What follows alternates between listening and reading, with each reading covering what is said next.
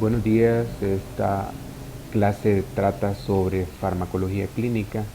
Los objetivos de esta clase son conocer los pasos fundamentales farmacológicos más importantes en el metabolismo de los medicamentos y su significado trasladado a la práctica clínica. Tenemos que conocer conceptos básicos de farmacogenómica.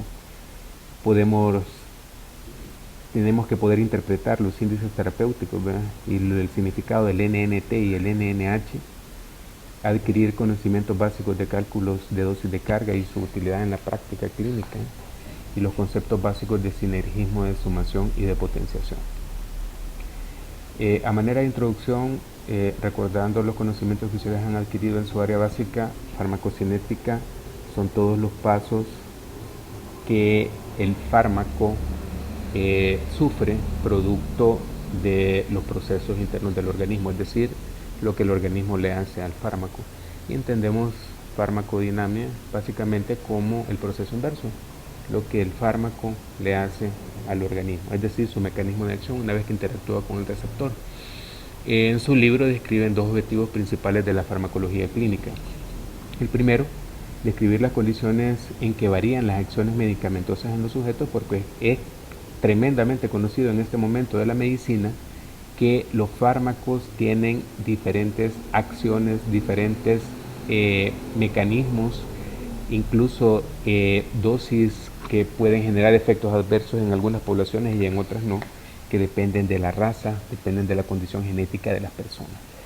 El segundo objetivo es conocer mecanismos que explican dicha variabilidad, y ahí vamos a hacer una inmersión en lo que es la farmacogenómica, los genes, el metabolismo.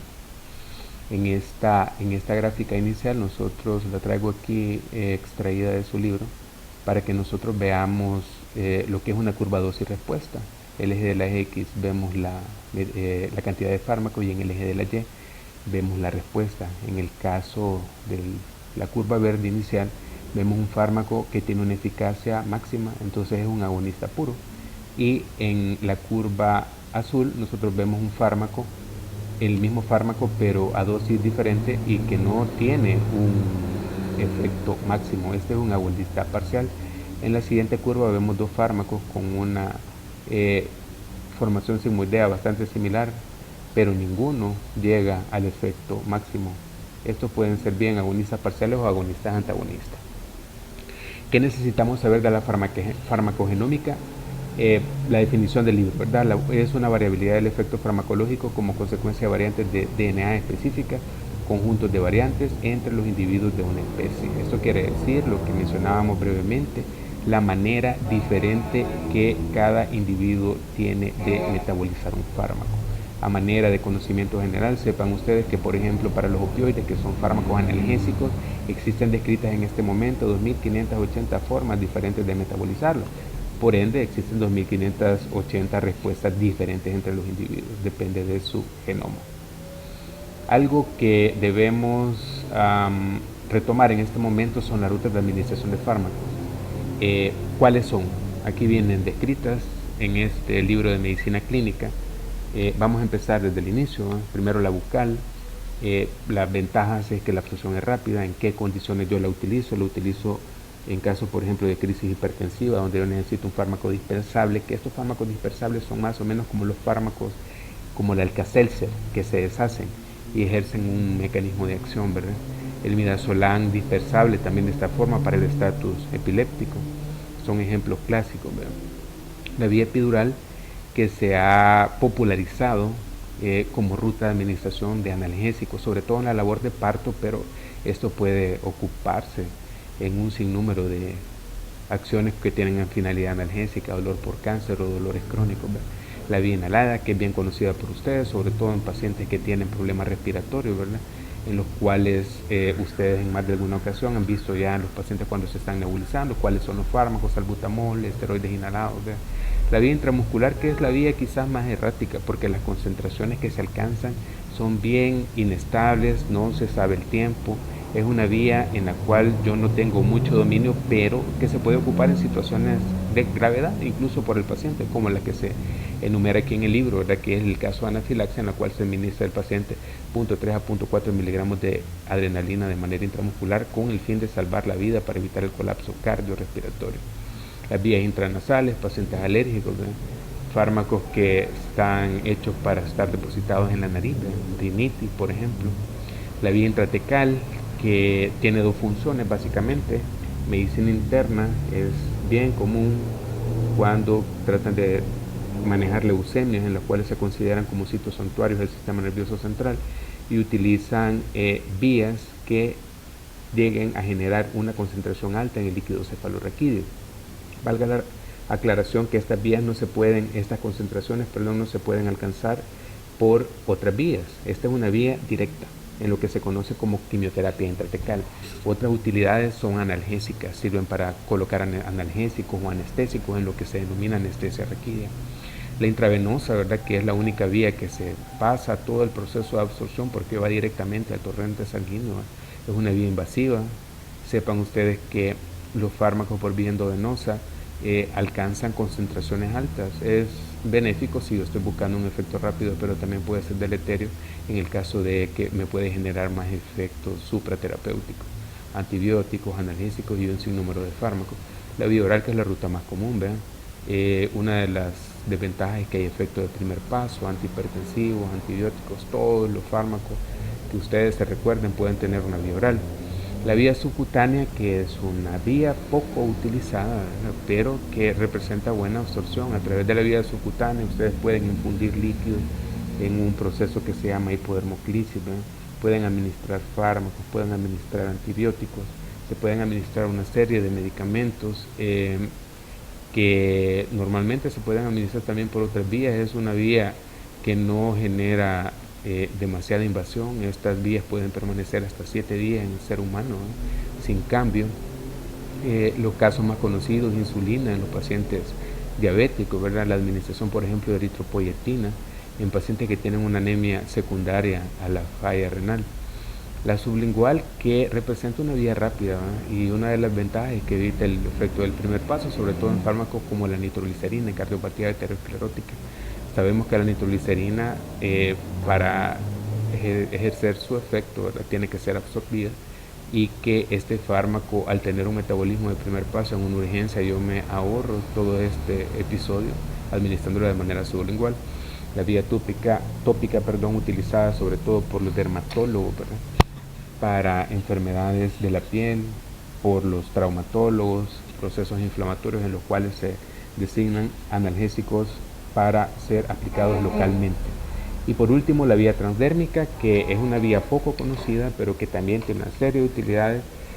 Hay una serie de medicamentos, entre ellos el Nicorette, que es el famoso parche de nicotina, que nos sirve a nosotros para tratar a las personas que son adictos a la nicotina, para hacer un esquema de destete de los cigarrillos. Durogesic, Versatil, son fármacos analgésicos. Durogesic es citrato de fentanilo en presentación transdérmica del parche de Durogesic, ¿verdad?, y el Versatil es una presentación transdérmica de absorción cutánea de lidocaína. Tienen indicaciones precisas cada uno de esos medicamentos. Una vez hablando de esos, tenemos que recordar las vías generales de la farmacocinética. En términos generales, un fármaco se absorbe, se distribuye, se metaboliza y se excreta.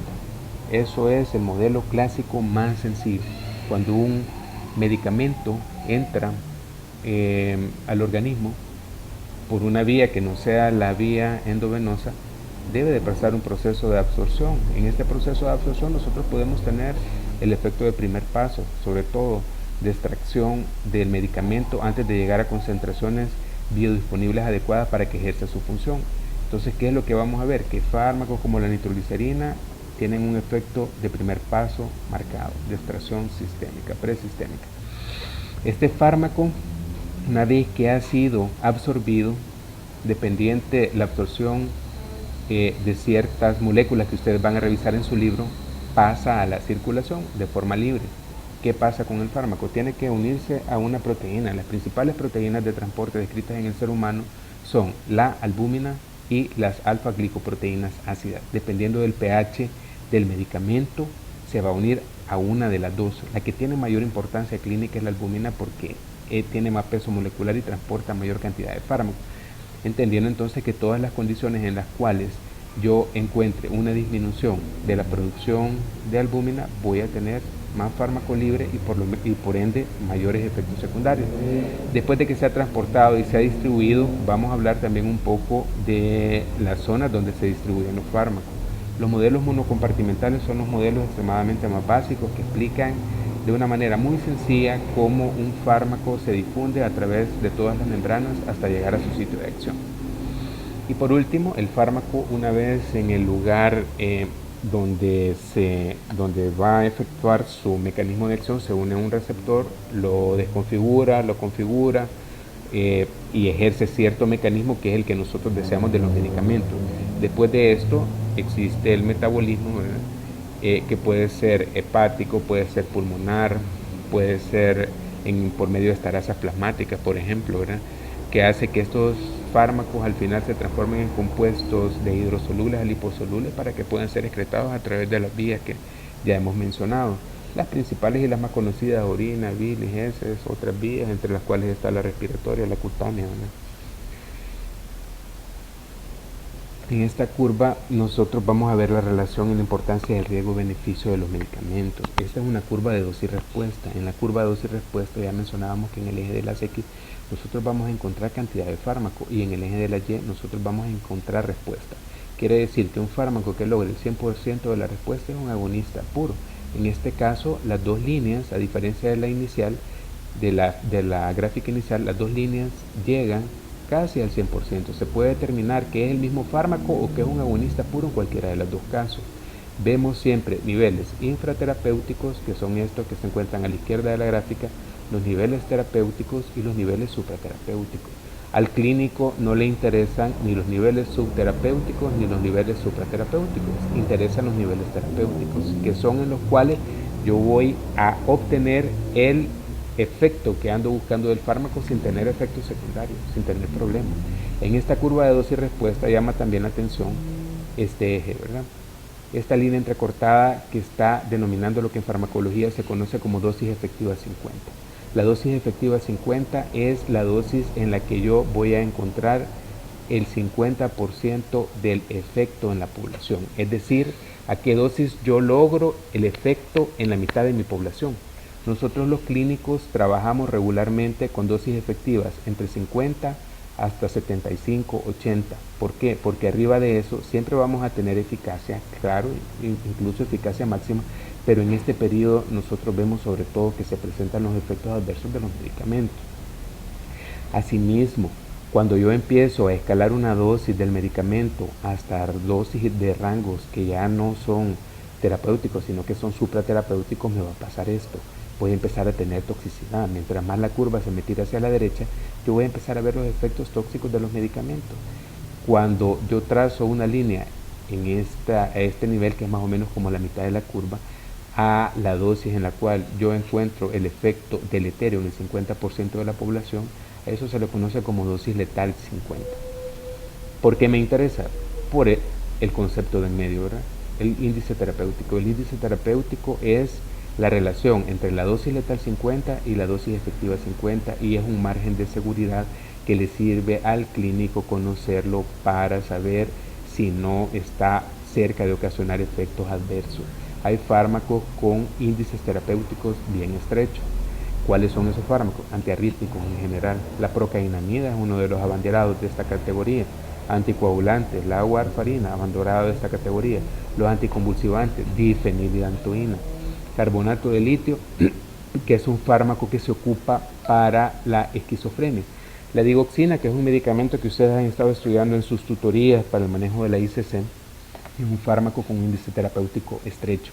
Hipoglicemiantes orales es importante también porque la hipoglicemia, sepan ustedes desde ya, que es más mortal que la hiperglicemia. La hipoglicemia te da minutos, en minutos puede ocasionar un ACV, un componente isquémico severo, importante, incluso llevar a la muerte al paciente, y en el último caso la teofilina. En esta curva de la derecha nosotros vemos la relación ya numérica entre la dosis efectiva 50, que es la mitad de la curva de un agonista puro, y la dosis letal 50, que es la mitad de la curva de un agonista puro, pero en efectos máximos, en dosificaciones aumentadas. Aquí estoy encontrando el efecto deleterio en el 50% de la población y aquí el efecto benéfico en el 50% de la población. La relación entre la dosis letal 50 y la dosis efectiva 50 se conoce como índice terapéutico. En este caso, si la dosis que yo necesito para dañar 50 personas es 400 miligramos y la dosis que yo necesito de un fármaco X para generar un efecto benéfico en el 50% de la población son 100 miligramos, el índice terapéutico no es más que la división entre estos dos valores y en este caso 400 entre 100, dosis letal 50, dosis efectiva 50, nos da un índice terapéutico de 4. El índice terapéutico, entre mayor sea, mejor es la posibilidad de no tener efectos adversos. Para fines clásicos, la digoxina se define con un índice terapéutico entre 0.8 y 2 de concentraciones para lograr un efecto benéfico.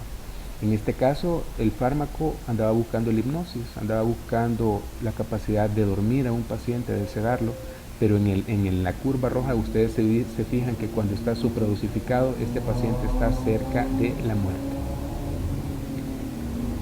Hay formas clínicas derivadas de la corriente de la medicina basada en la evidencia que me sirven para hacer esta misma comparación, porque yo necesito saber el fármaco qué tan efectivo es con respecto a otros fármacos. Ya no solo la seguridad propia del fármaco, sino que entender cuál fármaco es más benéfico en algunas condiciones. En este caso, en este estudio, el autor evalúa, para el ejemplo, la vacuna del virus del papiloma humano.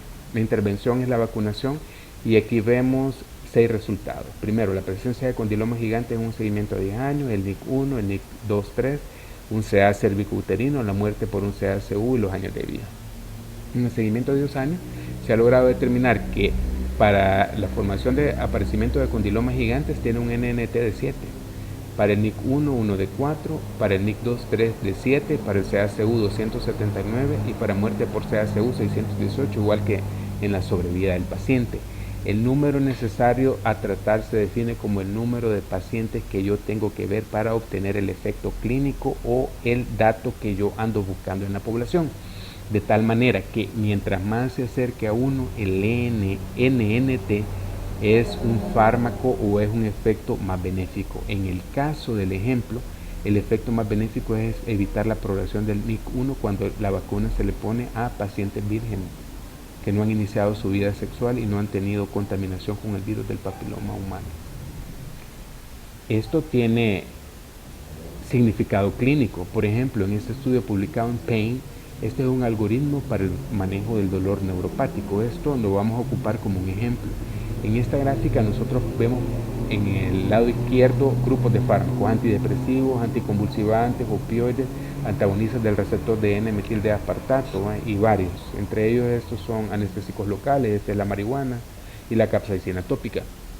Vemos las intervenciones donde se realiza el dolor neuropático, dolor central, dolor periférico, polineuropatía dolorosa como por ejemplo el diabético, neuralgia puerpética, una neuropatía periférica, neuralgia del trigémino, que es la algia facial más frecuente, neuropatía por HIV o dolores neuropáticos mixtos.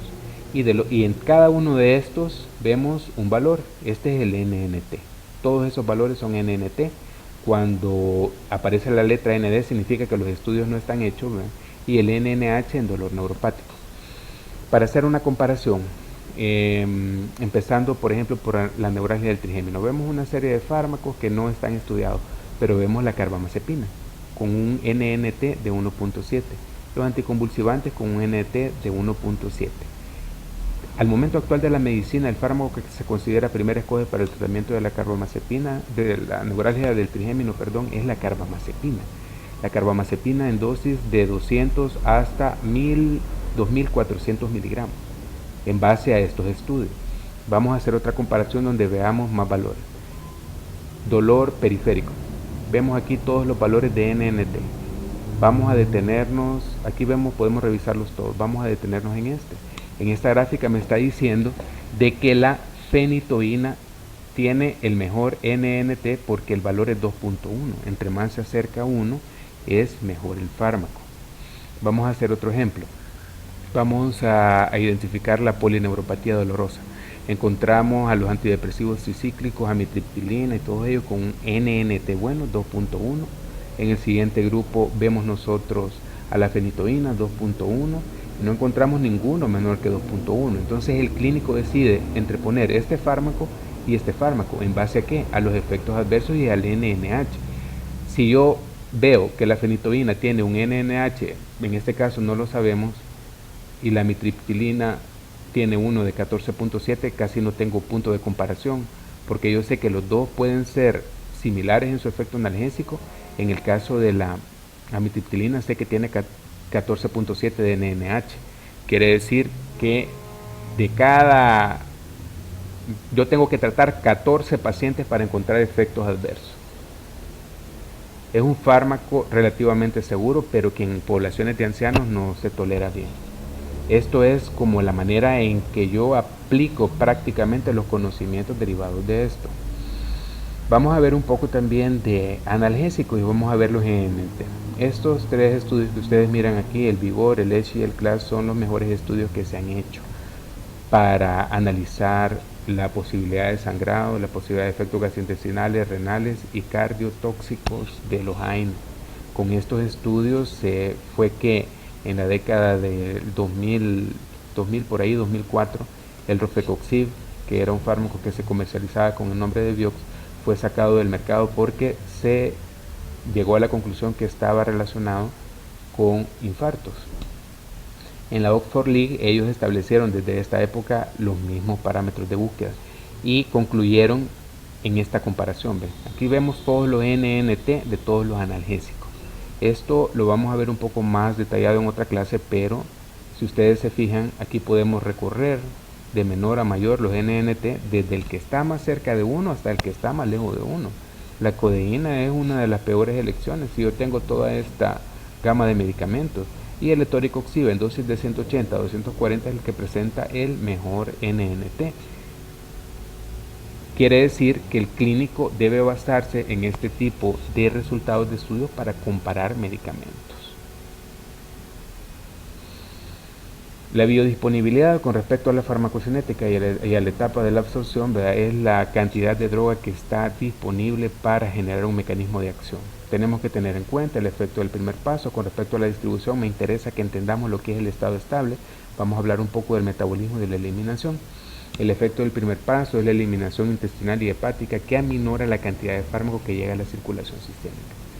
Quiere decir que el 100% de una dosis de un fármaco, yo no espero que ese 100% esté biodisponible, exceptuando que el fármaco tuviera propiedades solubles excelentes, ¿verdad? Regularmente eso no pasa. Aquí en su gráfica del libro ustedes pueden ver el punto desde la absorción, desde el intestino, ¿verdad? Y los procesos relacionados con la glicoproteína P, que es la que media la cantidad de fármaco dependiente de la actividad, la cantidad de fármaco que va a pasar o va a estar accesible para ir a realizar su mecanismo de acción. Del lado derecho vemos los modelos compartimentales. Este modelo es el más básico. El modelo compartimental lo que dice, para hablar un poco de la forma en que se distribuyen los medicamentos, es que la dosis del medicamento se va a distribuir entre la cantidad de litros que tiene el reservorio. En este caso, el reservorio tiene 5 litros y si yo administro 100 miligramos, yo ¿cuánto tengo por litro? Lógicamente, ¿verdad? Si yo divido 100 miligramos entre 5 litros, me va a quedar a 20 miligramos. Quiere decir que el volumen de distribución de este paciente es de 5 litros y la concentración por unidad de volumen es de 20. Este es el modelo más sencillo. La mayor parte de fármacos no son metabolizados por esta vía, necesitan modelos bicompartimentales o tricompartimentales. En este mismo modelo aquí podemos apreciar la diferencia en las concentraciones en una curva dosis-respuesta de las vías diferentes. En la vía oral nosotros empezamos de una concentración 0 hasta alcanzar niveles, digamos, terapéuticos, y en la vía endovenosa, esta es una de las desventajas, nosotros alcanzamos niveles supraterapéuticos rápido, pero en esta parte de la curva de los niveles supraterapéuticos deben de tener en cuenta de que ustedes están obteniendo efectos tóxicos, efectos deleterios de los fármacos. vemos la disminución que la hacen casi de la misma manera, ya sea por vía endovenosa o por vía oral. En esta curva es una curva del metabolismo. La primera parte de la curva casi siempre está asociada a la distribución de un modelo bicompartimental en este caso. Aquí vemos la administración de la dosis y vemos un modelo de 2 compartimentos, de donde de uno más grande al inicio pasa uno chiquito que va creciendo hasta ser lo suficientemente grande como para después servir de fuente para que este fármaco vuelva a salir otra vez al modelo central. Aquí vemos lo mismo, una administración endovenosa. En la zona terapéutica vemos zona supraterapéutica, que a los clínicos en términos generales esta parte no nos interesa. ¿Por qué? Porque nos interesa lograr un objetivo del medicamento, un objetivo del fármaco, un objetivo terapéutico, pero no supraterapéutico ni infraterapéutico. Los dos son no deseados. Cuando yo hago administraciones orales de los fármacos, también hago algo que se llama curva alpina, más o menos así. Sigan el puntero, sube, baja, hasta después de unas 5 vidas medias del fármaco que más o menos logra estabilizarse y se encuentra en esta zona. Por eso es que al inicio de los tratamientos los pacientes tienen efectos que son terapéuticos y supraterapéuticos y también infraterapéuticos. Todo eso con el devenir del tiempo el paciente va adquiriendo concentraciones estables que le permite por vía oral mantener esto de manera prolongada, y es la forma como se mantienen controlados los pacientes diabéticos, los pacientes hipertensos.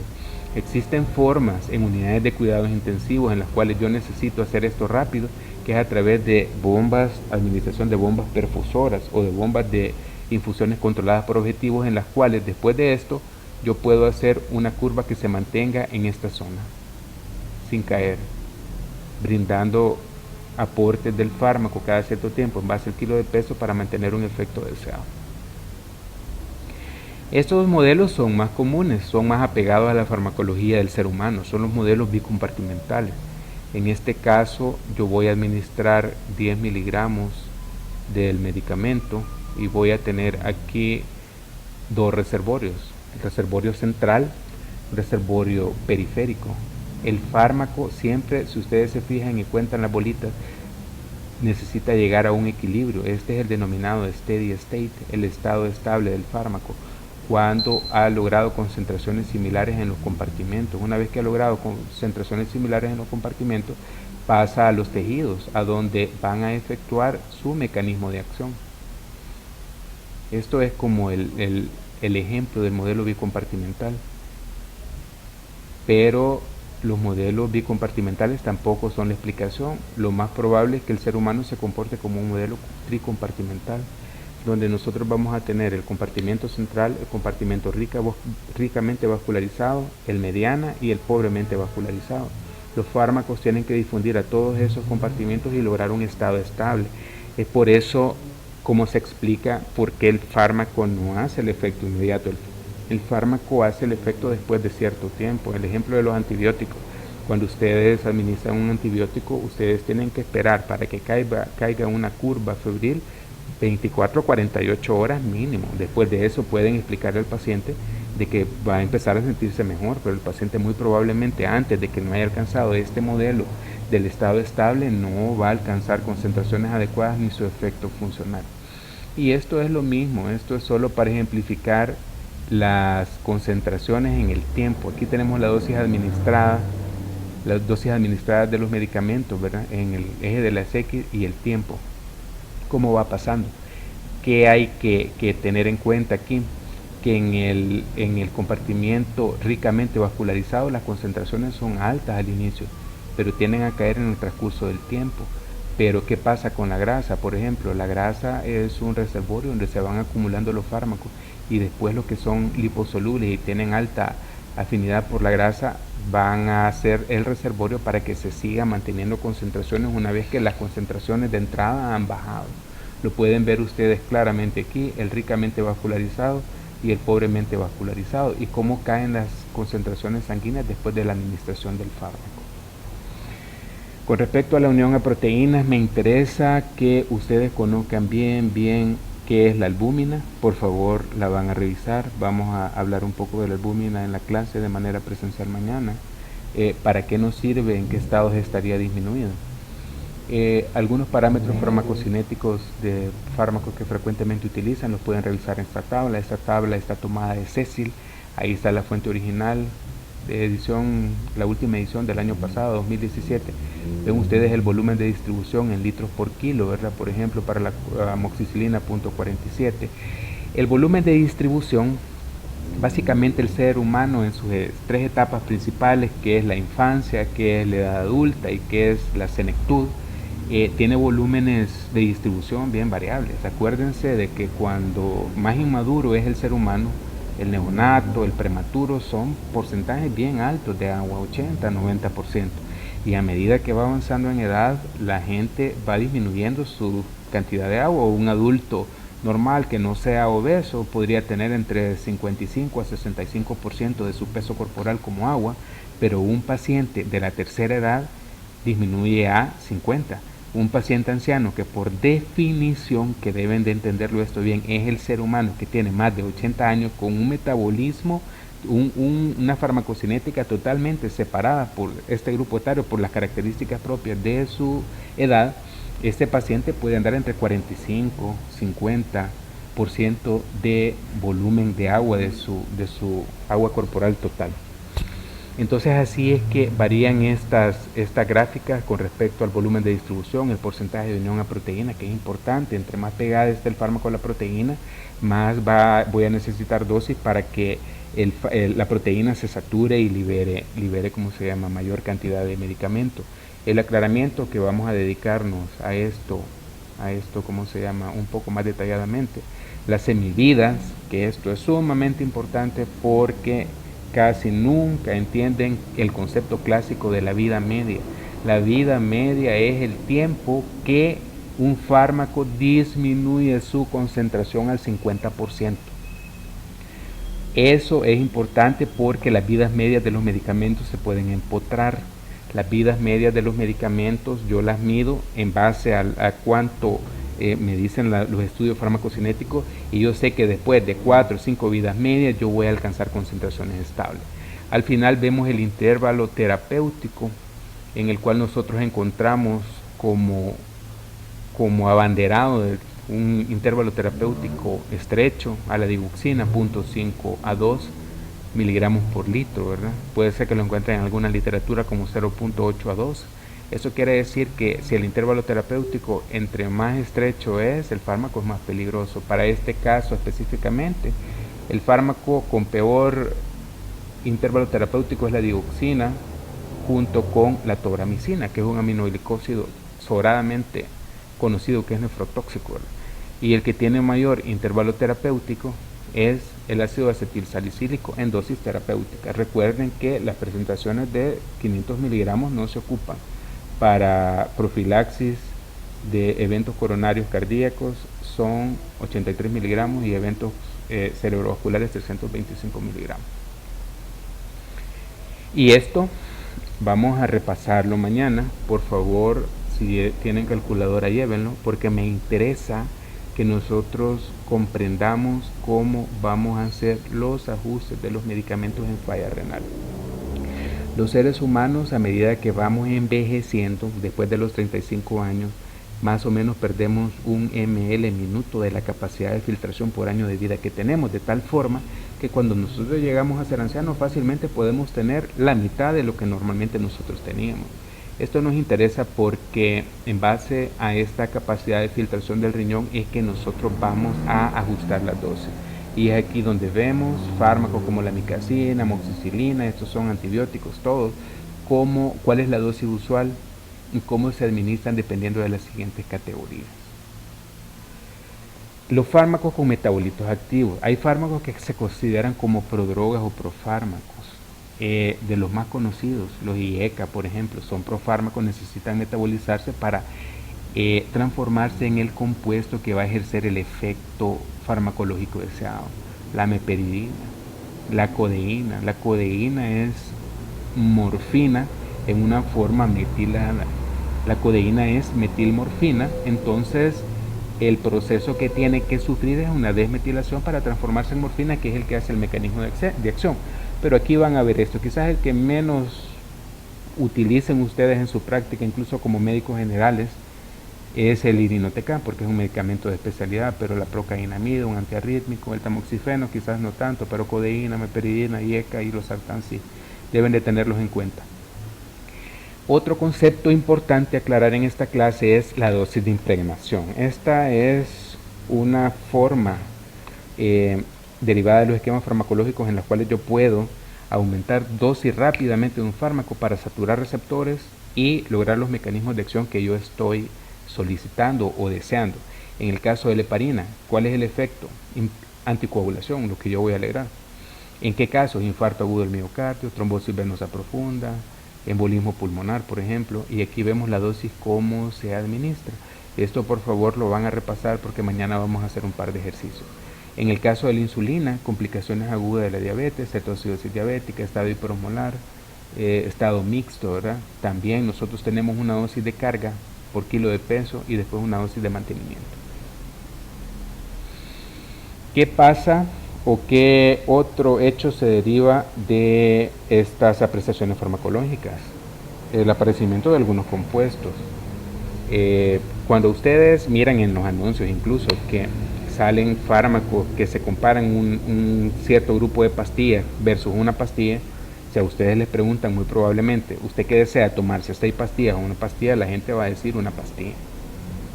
Las monodosis han surgido de todos estos estudios, son fármacos de liberación extendida. En inglés casi siempre le ponen SR, que es slow release, que significa que son de liberación prolongada.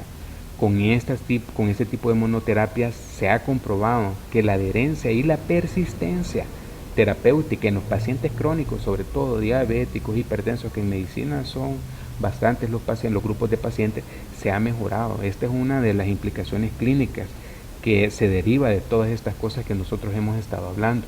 Es así que aparecen este tipo de fármacos, insulina, ¿verdad? Antihipertensivos, analgésicos, fármacos inhalados que pueden bien manejarse al paciente con una sola dosis sin ningún problema. En la farmacodinamia necesito que revisen qué es la regulación a la alza y qué es la regulación a la baja. Esto lo vamos a dejar porque lo vamos a platicar mañana. Con respecto a la selección de las dosis, en su libro se mencionan claramente 4.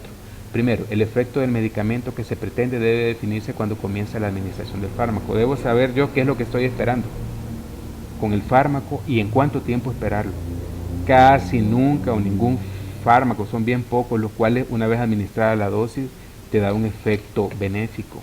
Puede ocurrir con los analgésicos, puede ocurrir con los antipiréticos, pero no ocurre con antibióticos, no ocurre con antineoplásicos. En algunas ocasiones el paciente experimenta todos los efectos adversos y al final, después de ciertos días, experimenta los efectos benéficos. Un ejemplo de esto son los gabapentinoides. Los gabapentinoides empiezan a hacer su mecanismo de acción 15 días después de administrado, junto con los antidepresivos, que es otro ejemplo de la misma situación. La naturaleza de los efectos tóxicos previstos suele ser el elemento que determina la dosis inicial. Si yo espero, dependiendo de mi grupo de edad que yo estoy tratando, y espero que en cierto grupo van a aparecer ciertos efectos adversos, entonces yo me limito. Eso se llama regulación del medicamento en escalada. Quiere decir que yo empiezo el medicamento con las menores dosis para alcanzar el nivel que yo necesito. ¿Por qué? ¿Qué pasa, por ejemplo, si yo administro un hipolisemiante y yo tengo a bien administrar dosis supraterapéuticas? Lo que va a pasar es que ese paciente va a tener hipolisemia como efecto fundamental supraterapéutico de dosis sobrada. A mí no me interesa que el paciente tenga hipolisemia, a mí me interesa que el paciente sea normoglicémico. Entonces es mejor en esos fármacos delicados, mejor ir en una regulación a la alza, empezar por dosis bajas e ir aumentando. Fármacos como por ejemplo los anticonvulsivantes, el fenobarbital.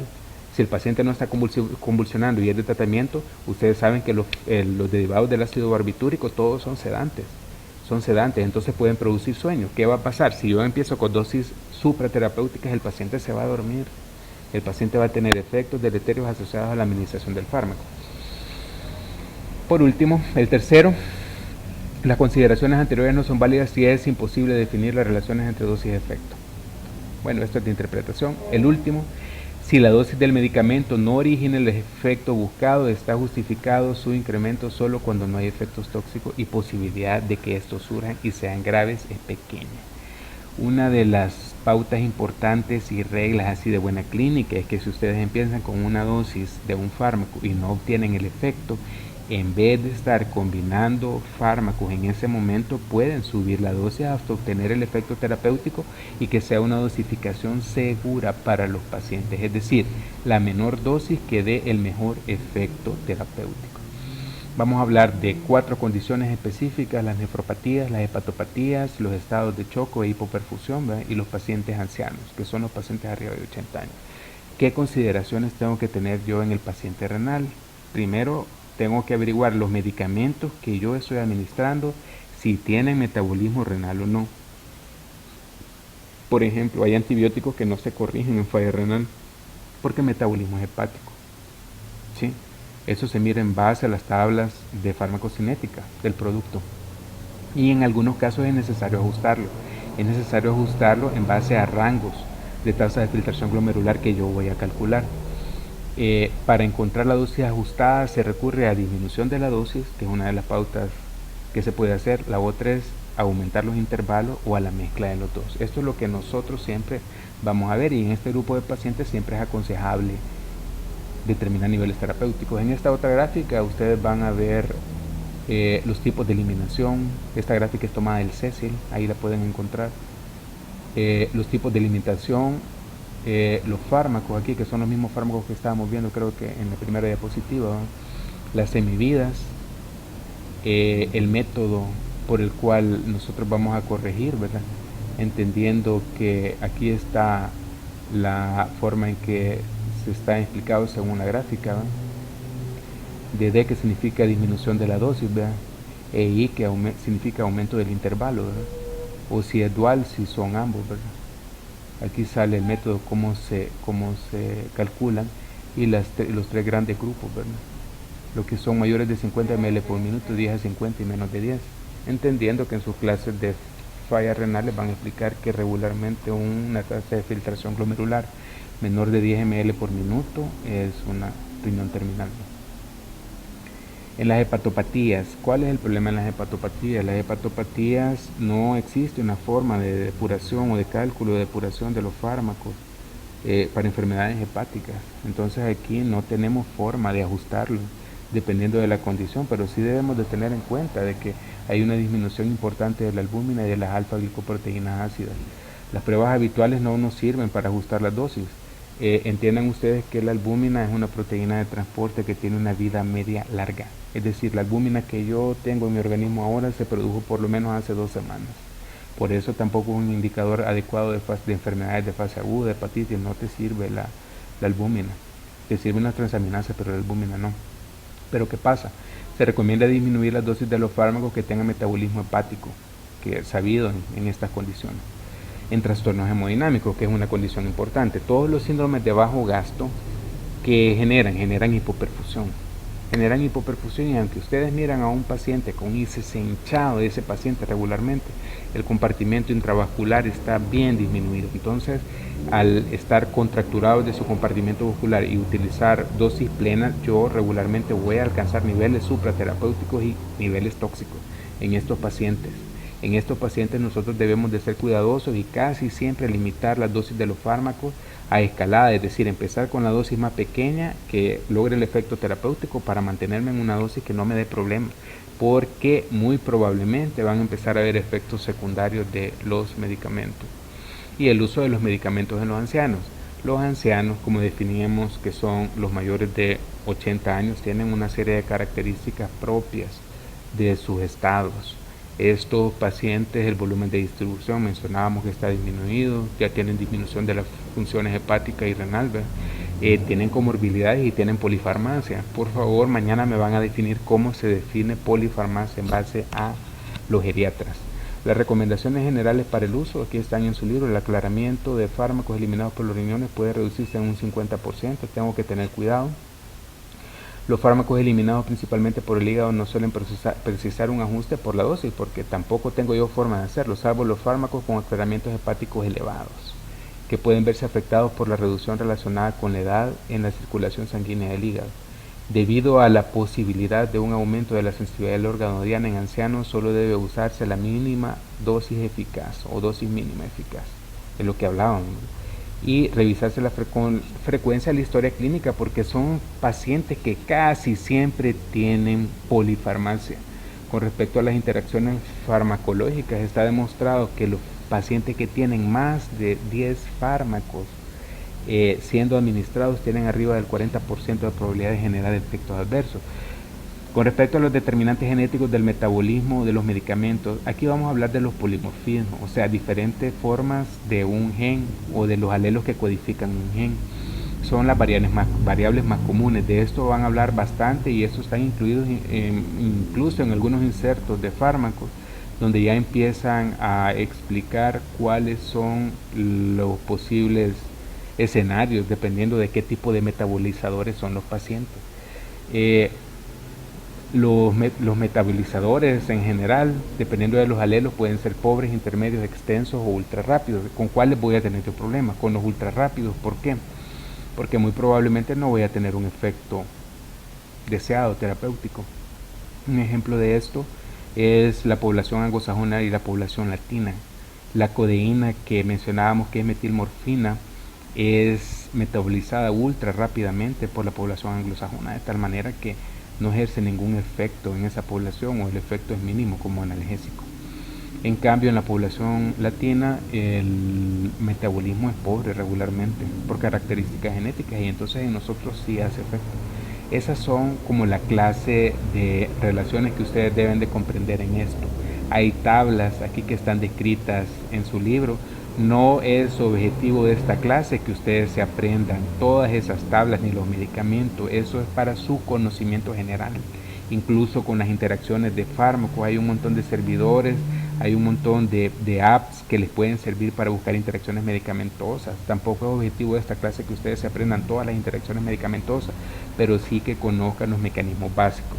Con respecto a la citocromo P, deben saber ustedes que existe una citocromo P450, pero tiene un montón de variantes. Esta citocromo, la 3A4, es la encargada de metabolismo de la mayor parte de fármacos. Si yo encuentro fármacos inductores de la 3A4 o que disminuyen la actividad, voy a tener problemas, ya sea por exceso de metabolismo o por disminución del metabolismo. Cuando hay un exceso de metabolismo, lo que voy a encontrar yo es que no hacen efecto los fármacos, y cuando hay una inhibición del metabolismo, muy probablemente, si son prodrogas no hace efecto, o si son drogas que no son prodrogas, van a tener concentraciones supranormales. Y la segunda en importancia es la de 2 de 6. Esto es de los alelos que yo les mencionaba. Revísenlo por favor acerca de qué trata, en qué consiste, los problemas básicos que yo les explicaba, los metabolizadores rápidos y los deficientes, ¿verdad? Aquí están las tablas, algunos fármacos quizás importantes, valdría la pena, el losartán, la warfarina. ¿Por qué la warfarina? Porque la warfarina es un anticoagulante por vía oral. La warfarina se utiliza cuando yo quiero dar manejo ambulatorio a un paciente que tiene un proceso trombótico, sea un infarto, sea una embolia pulmonar, sea una trombosis venosa profunda. El gran problema de la warfarina es que cuando yo tengo un exceso de la función del fármaco, yo voy a tener sangrados que pueden ser clínicamente significativos en el paciente, y cuando no funciona el paciente se me puede morir por un proceso trombogénico. Vamos a adelantar. De las interacciones farmacológicas, esto es lo que ya les mencionaba, ¿verdad? 10 o más medicamentos les pueden dar más del 40% de probabilidad de que tengan interacciones medicamentosas. ¿En quiénes pasa esto? Los ancianos es un buen grupo, ¿verdad? Los pacientes de cuidados críticos. Deberíamos de contar, hagan el ejercicio ustedes cuando vean los pacientes de cuidados críticos cuántos medicamentos están recibiendo. A veces pasan las reacciones medicamentosas por interacciones farmacológicas y los médicos no nos damos ni cuenta porque no revisamos bien eso, ¿verdad? Principalmente de dos tipos: interacciones farmacológicas farmacocinéticas provocadas por un cambio en la cantidad del fármaco o metabolito activo en el lugar de acción, o segundo, interacciones farmacológicas farmacodinámicas sin cambios en la farmacocinética provocadas por un cambio en el efecto del fármaco. Aquí vemos algunos ejemplos, lo revisan por favor, de las interacciones. Me interesa que conozcamos los mecanismos, ¿verdad? Los mecanismos esenciales, y como les repito, no son objetivo de esta clase que ustedes se aprendan estas tablas. Para finalizar, vamos a hablar de los sinergismos. Los sinergismos son estrategias farmacológicas que ustedes ya revisaron cuando llevaron su materia. Existen dos tipos de sinergismos fundamentales, los de sumación y los de potenciación. El sinergismo de sumación significa que un fármaco A sumado a un fármaco B tiene el doble del efecto. Eso clínicamente a mí no me interesa, porque yo puedo administrarlos por separado y no hay ningún problema. El que me interesa es el sinergismo de potenciación, en el cual el fármaco A más el fármaco B ya no tiene el doble del efecto, sino que tiene 4, 8, 16 veces el efecto. Esos son los sinergismos que se han buscado y que tienen bastante utilidad en la práctica clínica. Los sinergismos de potenciación se ven cuando ustedes encuentran, por ejemplo, antihipertensivos mezclados con diuréticos, cuando encuentran analgésicos mezclados de diferentes familias.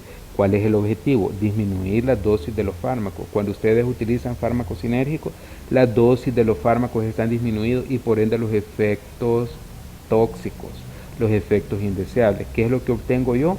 Un efecto terapéutico adecuado con la menor probabilidad de tener efectos tóxicos. Terminamos con esta diapositiva. Por favor, mañana se presentan temprano y vamos a necesitar que lleven calculadora para hacer un par de cálculos. Gracias.